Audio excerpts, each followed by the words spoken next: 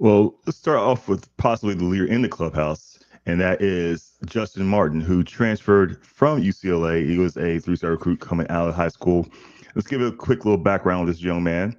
Appeared in 5 games across 3 seasons at UCLA. He tallied 179 yards passing on 24 completions and 1 touchdown against uh, in 2024, excuse me. He had a start against Penn State where he had that 107 yards and 1 touchdown, no interceptions. Played in 2 games in 2023 and redshirted in 2022. He has 2 years of eligibility left, so he can possibly win the job here and next year and have the other two guys sit behind him.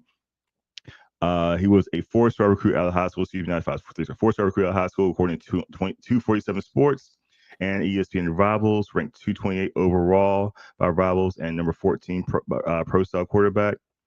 And he has passed for 2,100 yards and 41 touchdowns in 2021, leading Inglewood to the Ocean League title in the CIF Southern Section Division II semifinal appearance. So he's been a winning quarterback at every level until once he's had the opportunity to play, obviously in high school. And UCLA, he did not have that opportunity to start. And here he's fighting for the opportunity to start. So the adversity of not getting the chance to start coming out of high school at UCLA, coming to Maryland, do you think that's going to be the driving factor that might put him over the top when it comes to be one of the top quarterbacks in this three-man battle for the starting job? I'm not a big fan of adversity, but you know what they say, what either sharpens the blade makes you stronger. And I think that's what Justyn gets. It's a life journey that these three quarterbacks have taken. And it's a real interesting dynamic. And Justyn seems to be the guy that is able to step back and look at the position from a macro level. You know what I'm talking to? Understanding that our room is a brotherhood. We're better if we have all three guys on the common ground making big plays or having the potential to make big plays when we need to make them in order for the team to win. I like that mentality. Now what that looks like in terms of completion percentage, touchdown passes, interceptions, or what have you. But guys seem to be grounded. Oftentimes you can hear a little bit of shade, and for our older members of the audience, that's unflattering commentary, if you will, on the down low. Used in proper context, it's called shade. I didn't see anybody throwing any shade. You know what I'm saying? And how would I define it by shady quarterback behavior? Say Aaron Rodgers being coached by Robert Saleh. That's the kind of shade I'm talking about, okay? So you done messed up Ron. Right. Well, he can do that because he's Ron. But the point I'm trying to make is with that background, the young fella just doesn't have it's like he's confident, but not arrogant. Intelligent and smart, understands the big picture that's more than just what happens on the field and in the game. It's an interesting dynamic for somebody at that age, between 18 and 23, 24, that's able to process life and effectively execute that. But if you can do that in your life, it should translate to on the football field. And to me, that's the energy that I get from those three young men. Each of them brings a different energy, similar skill sets, but most important, there's a camaraderie. They seem like they are the rally the troops, galvanizing leadership type of player. And like I said, quarterback in football period is the alpha. All right, let's be clear. I don't think that there's any other sport except for maybe Major League Baseball with a pitcher that's hot. But I wouldn't even use that because that guy's only going to get the ball maybe once, twice a week, depending. You know what I mean? These guys have it every single week. And I like the demeanor. I really, really do.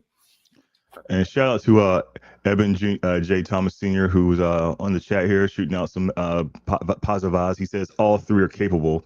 And speaking of that, let's hear directly from Justyn Martin. We were there at the practice this past Tuesday. We had to talk to all three quarterbacks. This is about a quick little 5-minute segment of Justyn Martin, see what he has to say about his job as starting quarterback. And vice versa. So we all help each other. Like, we all want to get to the same place, and that's all that matters. How could you use playing snaps at major college level to kind of maybe ease you into the transition to Maryland? Yeah, Honestly, it just gives me that sense of confidence. Like, I've done this against, a very good team in college, and I know I can do it. So that's really, everything that it did for me. I've done it against like good defense, and I've done it at an entire another school. Yeah. So just coming over here, I know that football's still football, and I can do it regardless. Obviously, being able to get through spring ball and 1 week through fall camp, do you feel like anything maybe a little bit more comfortable, or you're kind of handling things better now than maybe 4 or 5 months ago? Yeah, absolutely. I feel a lot more comfortable. I feel like the team has like responded to me in a great way, and I just feel like we're all coming together in all types of ways. Spring for me was an adjustment period, just being across the country, and everything started like kicking in kind of as spring ball went on. But I feel like acclimated now, and I'm really comfortable where we are and where this position is. How is it? Obviously I know Ted White's a guy that came work with you at UCLA last year. How is it just kind of having a familiar face in the room? Yeah, it's good because it's somebody that knows how I am and knows what I'm good at, knows what I struggle with, and knows how to talk to me and knows how to relate that message to the other coaches. So it's good to have that familiarity just with me in the quarterback room, and I know how he coaches. So it's a good way for me to respond to, and I like it. And Justyn, talking about your relationship with Pep Hamilton, how is that going so far, especially being a veteran transferring from UCLA? It's going great. I respect Pep, and I truly believe that God put us both here at the same time for a reason. Just him being successful with rookie quarterbacks in the past. He knows how to get inexperienced guys, yards and, get high passing percentages and everything. So I feel like it's a true blessing that he's here, and I love him. What are you seeing from Malik and Christian? What are they doing well in camp so far? Christian, his feet they're always in rhythm, and he's a real accurate passer, and I feel like he's learned the timing of each concept very well. Like, he's not holding on to the ball too long, he's not patting, he's letting it go. So that's what I would say. And Malik's going to be Malik. He's a talented kid, and he always finds a way to make the play work. So I feel like they both have bright futures. Kind of touching on an earlier question, last year you started against Penn State. What did you take from that experience? Really that, like, if I put my mind to it, I can't be messed with, honestly. Penn State was a great learning experience for me because it was supposed to be a big stage and a great team, but it didn't faze me, and I appreciate God for putting me in that situation because that was the one opportunity that I had, and that sense of confidence, like I said earlier, is what that really gave me. And now I know, like, I can do this no matter what ups, what downs, I can do this at any given moment. How did you survive your first DC summer here without the heat and humidity? Oh my goodness. It was different. Like, I had never experienced anything like it. The first practice was the hottest and most difficult practice I've ever had in my life. So it was different. But that's a part of the game. You never know where you're going to end up, especially when you get to the league. You don't know what team you're going to go to. And, I feel like it's good to get me exposed to that now as opposed to during the season. So it's been a transition, but I'm acclimated. That's amazing. The thoughts on the first day of heat. I know you and I collectively probably lost about 20 pounds that day.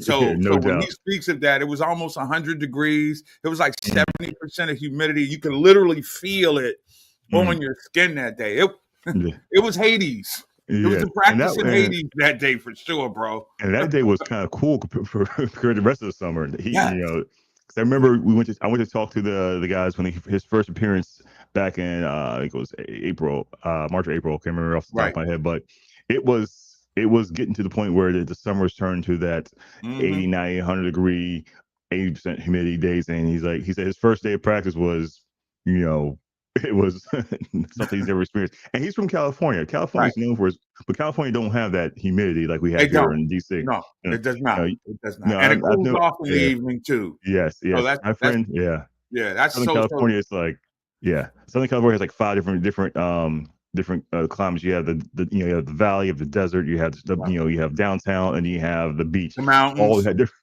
mountains. You have all different climates down there, and none of them have the swampiness of the DMV. And swampiness is a great analogy because I mean, I've done a lot of I've been to football games and covered games in the South for a good portion of my life, and there is nothing like the Southeast when you got to make trips from Georgia to South Carolina to Florida to Bama to Mississippi to Louisiana between July and middle August.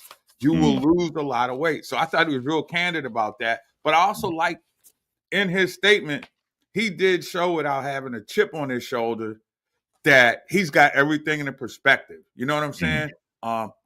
When he says, I look at the other quarterbacks I'm competing against and look back at where they are in their lives, I've been through it before. I've seen that.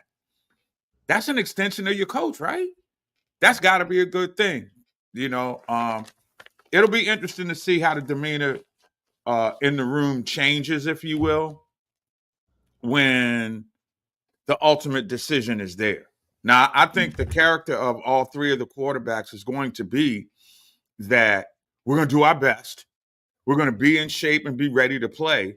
All right. And we're going to support our colleague as best we can. But you can't underscore the ego that makes the players under center the players that they are. And while we, you know, some people will say to you from a religious standpoint, the ego is easing God out. I would argue that ego is what drives a lot of people to greatness, not arrogance, but confidence. And there's a fine line to that. There's a supremely confident quarterback room. I don't get any sense of arrogance from those, from anybody who's competing right now. They seem to have it grounded. They seem to have it at a point where there's no division in the locker room. Because you've seen how in the past, even at the pro level, when those guys realize that the person that, let's say in this state, quarterback is under position or under center, I should say, and not getting the job done. You know, let's be real for a second. Just because these 18 to 24-year-old student athletes, they're a lot more savvy than the kids from back in the day. They got a lot more accessibility to information. They've got a lot. They've been through some things. And when you transfer from the Cali lifestyle to the College Park, Maryland lifestyle, it's a transition. And you know, the demeanor of the three young men who are handling this intense competition, but won't let it be pressure packed as of yet.